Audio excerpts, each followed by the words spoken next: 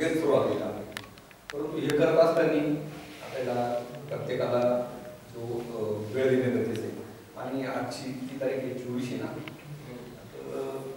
आणि तर ही ताकद आपण आज आपला मेसेज जरी आज बाहेर काढला का बाबा संयुक्त बच्चू साहेबांनी राजशेट्टींचा संयुक्त मेळावा नाशिकचा दिवस जर ठेवला आपण इथं सर्व वाराणसी बंद असते, म्हणजे बंदचा विषय येत नाही. रविवारचा दिवस खूप 14 तारखेला 15 वार येतो. हे बघा वरती जगन 14च्या पुढे 14च्या आतच त्यांचं जर कार्यक्रमाचे ऍडजस्ट असलं वेळ मिळत पडत आणि त्याच्यात 15 दिवस संक्रांत आल्यानंतर लग्न कार्य साखरपुडे वगैरे चालू होतात, त्यावेळेस वेळ नसतो. हे लोकांचे माझे तेव्हापासूनचे संबंध, म्हणून मग मी पुढं जेव्हा ह्या प्रत्येक कांद्याचे बाजारभाव जेव्हा पडतात तेव्हा आम्हाला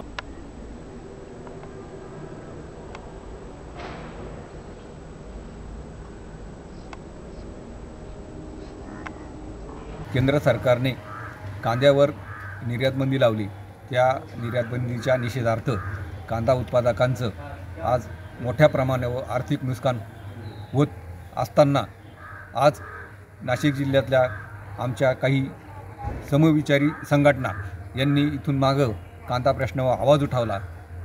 त्या अनुषंगाने आज नाशिक जिल्ह्याच्या त्या समविचारी संघटनेची बैठक झाली आणि त्या बैठकीमध्ये येणाऱ्या पुढील 15 दिवसामध्ये आमचे स्वाभिमानी शेतकरी संघटनेचे माननीय खासदार माजी खासदार राजू शेट्टी साहेब, तसेच प्रार संघटनेचे बच्चू कडू भाऊ आणि त्यांना ज्या ज्या समविचारी संघटनेने आज या मेळाव्याला पाठिंबा दिला त्याच्यामध्ये छावाचे असतील, विजय भाऊ करंजकर असतील, त्याच्यानंतर करंजकर गायकर, त्याच्यानंतर आपले महाराष्ट्र कांदा उत्पादक संघटनेचे दिगोळे साहेब आणि जे या कांद्याच्या मेळाव्याच्या प्रश्नाला जे छोट्या संघटना किंवा त्या चळवळीत काम करणाऱ्या संघटना जे पाठिंबा देतील अशा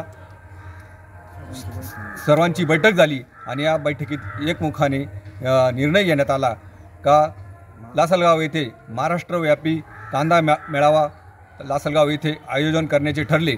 आणि या मेळाव्याची आता आज इथून पुढे तयारी आम्ही करत आहोत. या मेळावा करताना कमीत कमी 50 एकराचं कार्यक्षेत्र आम्ही नियोजन करीत असून या मेळाव्यात महाराष्ट्रातून मोठ्या प्रमाणात कांदा उत्पादक येणार असून हा महामेळावा होऊन कांदा उत्पादकांना या सर्व संघटना निश्चितच न्याय देतील.